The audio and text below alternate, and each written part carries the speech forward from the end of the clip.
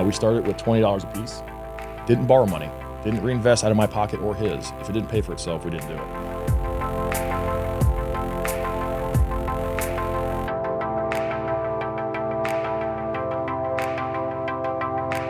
I just had a really engaging conversation with Eric Morningstar. Eric is a natural entrepreneur. He talked to me about a barbecue sauce that he's developed. He's a clever guy who's come up with ways to improve productivity at C&G just because he leads with curiosity. I think you're going to really enjoy hearing from Eric Morningstar.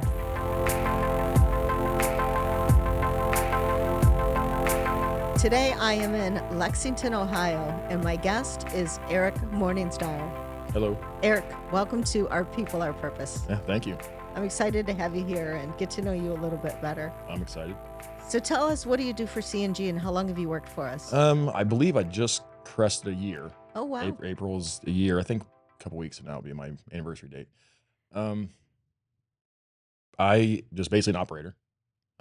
There's no basic operator. Well, I mean, You are a film extrusion technician, yes? I'm working on it. All right.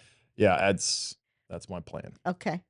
Excellent. And in Films 5? Films 5. Yep. I like that building. The big line's fun. It is. That's the biggest line in the world, Mm-hmm. in terms of output, and it's really exciting to see it go. I had to get over my fear of heights because I don't like heights, and that thing's tall. Oh. So when you climb up in the tower, are you like hanging on to No. I've forced myself to ride roller coasters and stuff, but it was just at first you hold on to the rails, you're going up, but then you get used to it and it's not bad anymore. Well, it's weird that you can see through the floor. Or the steps are on the outside of the structure. Yeah, that's the fun part. You look down, you're like, wow. Right. Yeah, you don't realize how high you are either till you look down. Yep. But so what did you do before you came to C&G? Well, I've had many jobs. Okay. I used to work in a hydraulic factory a long time ago, was a process and project engineer there. And I moved on to other stuff, learned to paint, and then I ended up getting into the beer industry and started delivering beer for 10 years. During that time, good job. I liked it. During that time, my wife commissioned me to design a bourbon glaze because TGI Fridays closed. And then that turned into... What? No, I need more. More? Okay, what do you want? What your wife commissioned you to... Yeah, we used to go on dates to TGI Fridays. So when they closed... when they closed and became Johnny Biggs, we just decided... Loved this. She liked that glaze. So she's like, why don't you try it? 'Cause I cook all the time. She's like, why don't you try to make something? I'm like, all right. So I looked it up, figured it out. Really? Went on vacation with my cousin to Alabama. He wanted the recipe, so I gave it to him. He came back, made it for some friends. They're like, you guys could sell this. And then he come back, he's like, we should sell it. I was like, that wasn't my intention. Yeah. And then we started talking about it and started incorporating fruit, like actual fruit, into these sauces because people just don't do that. You mean different flavors now? Yeah, like actual like blackberry like puree. The one that your wife wanted from TGI Fridays, and then you started doing different versions. Yeah, started creating a whole different variations of everything. Sure. We were making a lot of it. It became pretty hectic. You're making it in your kitchen? You were making a kitchen. We were just selling to friends for fun. Sure. We started with $20 a piece. Didn't borrow money. Didn't reinvest out of my pocket or his. If it didn't pay for itself, we didn't do it. And then we grew it to 17 commercialized flavors. What? We had 2 restaurants. Wow, that is an amazing story. Yeah, even more. I mean, I had a movie producer come and film in my restaurant, called me when I was in Bowling Green at a swim meet. I was like, hey, I'm a movie producer. I said, really? I said, yeah. No, you're not. And he goes, yeah, I am. I said, okay. And he did. He showed up, filmed a whole section for it.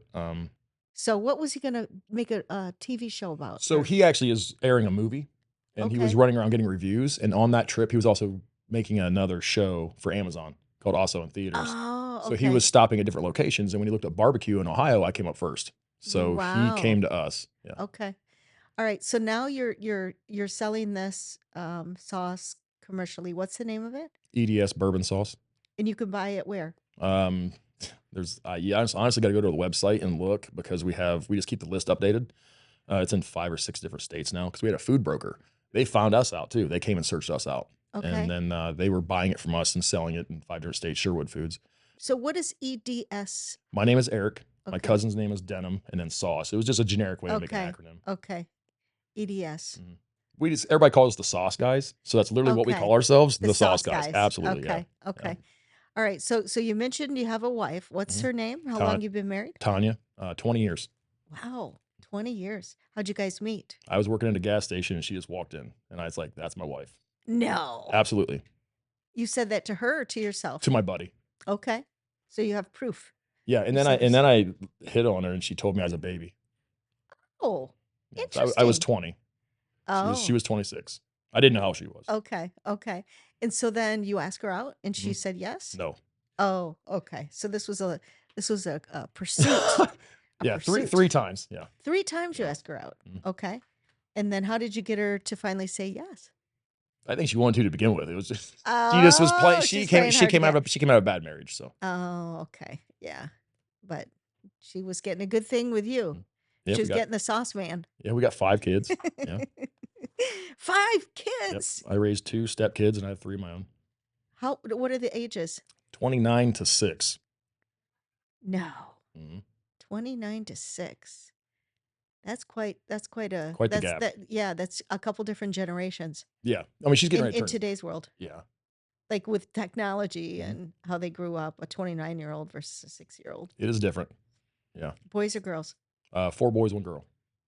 Which one is the girl, the baby She's one? 10. She's right in the middle, Okay, right in the middle. where she needs to be because when all of us can take care of her, Yeah. Yeah, she's something. she's gonna be highly protected. Yeah, she is. She's got bodyguards all around her. That's Gonna fun. need it. Yeah. Yeah. So what do you like to do as a family? I used to do a lot of fishing, um, outdoor stuff. That kind of tailored off a little bit after opening the businesses. Took a lot of time. Mhm. My brother passed away. A friend of mine passed away. Those are the people I usually did a lot of that with. And that kind of slowed down, but just Mhm. different season. Yeah. Well, that's difficult. How many siblings do you have? Well, I have 1 brother that's deceased, and I have 2 sisters. Okay, all live around the 2 sisters live in Mount the Vernon, area? Mount Vernon, is that South. south? Mm. Okay. All right, so where did you grow up? Tell me about growing up. So we moved a lot. So I was born in Mount Vernon, uh, lived in Galion, moved to Wilmington, Ohio, because my stepdad was going to avionics school. So he went down there. So we moved Mhm. down there and then moved back, and I've been here ever since. So you kind of always in this general kind of vicinity. Mhm. What do you like about living here? Nothing? Uh, I It's like not a trick no. question. I laugh because it's like I've been trying to move myself to Florida for a while. Okay, okay. All right. Or So Alabama. I love Alabama. okay. That's a nice place. Yeah. There's probably a lot of barbecue you could make Mm. down there too Yeah, in Alabama. yeah, true. I mean, I built my own smokers too. That's Real interesting. so have you been on that show, the smoker, like the grill I, what is it called? The Grill Masters? Grill Masters. nope, haven't been on any of those shows. You should Just do that. people tell me I should go to Shark Tank too. I'm like, Yeah, do I got that. no money in it. They're gonna want everything. It's like, Yeah, that's true. And you know, I mean, given that you started it with $20 and never had to invest anything, you yeah. don't want to give this to the Not, sharks. I don't want to give it away. It's, Yeah. I hate to say But it's not pride, but it's like I worked hard for it. And it's like to be like, oh yeah, here because you're gonna help me go a little faster. I'll get to the end game eventually. yeah. It's just I don't know if I want to do it quick like that or Yeah. it just So depends. what do you think your competitive edge is? Like obviously the flavor, but Well, okay. You'll have to try it. Once you try it, you'll know exactly okay, why I'm okay. saying All what it right. is. We really created something that was like a monster. It just kind of grew. We couldn't help it. So what makes us different is we use the company we found to make our product actually makes jams and jellies. So the access we have to really good product is we didn't have to skimp on when we went to that. We didn't have to be like, well, you got to use cheaper ingredients or whatever. We used Mhm. the top line stuff we were buying and it stayed the same quality. We left a pretty good cap on that. We have plenty of headroom on pricing. So we come into the market. And it just sells. I mean, I've been doing it for 10 years. I literally go to a show and I'll put a spoon in somebody's mouth. Here you go. And they're like, I want 4. Wow. They'll just buy them. It's So, pretty so crazy. so you go to like trade shows where, like grocery stores, like I've done grocery stores. I've done big fairs. I've done Delaware County Fair. okay. We haven't done Ohio State. So have you done a barbecue for your shift here at I have Clubs not. No, 5? actually, Dale asked me if I'd be interested in Okay. doing it. I said, All yeah. right. You should do that. The setup we have is a tent setup. If I want to bring it here set up, I don't want to do that. But I have the restaurant Oh, so I can okay. cook food there and just bring it in, which is Yeah. same thing. Yeah, that would be cool. Then you can get everybody around C&G talking Yeah. about the Oh, sauce man. my whole shift already does. Oh, they do? We got smoked salts too. Okay, So so those are you have cooked for them, or at least you No, well, I you brought saw. pork in. I brought pork for one of our things we Okay, did. all right, and some of the sauce and so on. Yep. So what's your favorite flavor of the, would you say 15 flavors? 17. 17. 17. We have over 50. Okay. Um, the blackberry is always the best. It's 60 to 70% of our income on the sauce side. It sells the most. What are the main ingredients? I mean, you don't Sugar. give me your special recipe. Straight up Sugar, 40, sugar. 40 gallon run of this stuff is 290 pounds of Oh, brown sugar. so like actual sugar, not like the high Oh, fructose no, corn we syrup. we we have 2 sauces that have that in it, and it's only because the ketchup we used in the base had it originally. Ah, We don't okay. add anything. We don't add any preservatives, and we don't, Yeah. so, All right. Well, I'm gonna have to try some of this. yeah, I'll give you some as All soon as we're right. done. That sounds awesome. All right. So tell me a little bit more about you. What are your hopes? Like what do you want to do? Like do you want to keep doing sauce? Is there another big idea you have? It sounds like you have an entrepreneurial kind of mind. I do, actually, I designed platforms you guys use here already. Platforms. What do Yeah, you mean so where your resin platforms? trees come in from Oh yeah, outside, yeah. right? So when you unhook the hoses, resin just dumps out, of course, but they dump it just on diamond plate.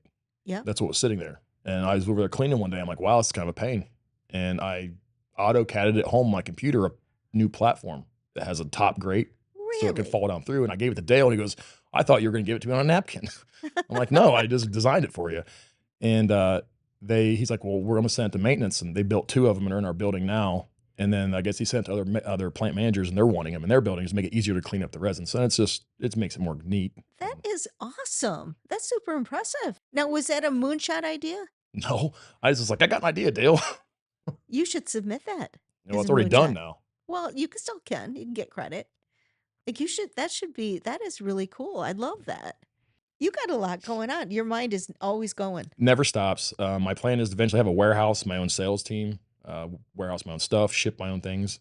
Hmm. I got a location I've already looked at. So, Wow. yeah. Where did that come from? That, sort of entrepreneurial bend. Did you get that from one of your parents I or don't know. yeah. I don't know. Always thought that way. Just always was tearing things apart, always trying to re-look at things and re-engineer and find out how Uh-huh. it works, why it works, Yeah. make it better. Yeah. Just what I Very do. cool. I love it. I applied for the continuous improvement job. Ah, okay. Yeah. I did apply for that. Yeah. Only because of that platform idea and the host stuff I Sure. was working on. Of And I course. So this is like a natural talent. absolutely. Yeah. Sometimes, when people have sort of something that comes naturally to them and they just, well, I just thought of this because they think everybody does that, but it's not true. Yeah. It's because you have such an ability to sort of connect the dots and, Yeah, I don't know why. It think just seems how it is. I don't it's a know. talent. It's a natural, Well, inborn thanks. thing. Yeah, absolutely. It's really cool. I love that you're bringing your ideas here. Because you're an employee owner. Mhm. Everyone here, Yep. right, has equity in the Yep. company, and it's Which I cool. like. There's Yeah. so many things here I actually do like. I mean, legitimately, like I've told how many people I've worked with, like, you guys are complaining for what? Like, you don't know work. Okay. I'm 43 years old. I've done work. Yeah. Okay. This is not that bad. Yeah, and So, it's cool that everybody gets to share in the success, mhm. the equity that we create together. Well, and So, all the cool things you guys do. I mean, all the engagements and the food and I mean, people actually seem like they care. It's just a different place. yeah. Well, that's But good to hear. That yeah, makes me happy. Let me turn the table. I've been asking you a lot of questions. Is there anything you want to ask me? let's see here. Where's this place going? This place, this place.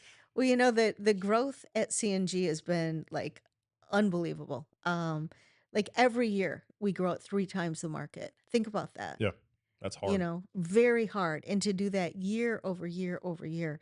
The reason I think we're able to do it, it starts with our people, right? And having people who are super talented and dedicated and kind of showing up, as Yeah. their whole self and making it happen. So when you have that foundation of people, the sky's the limit as far as I'm concerned with where this company's going.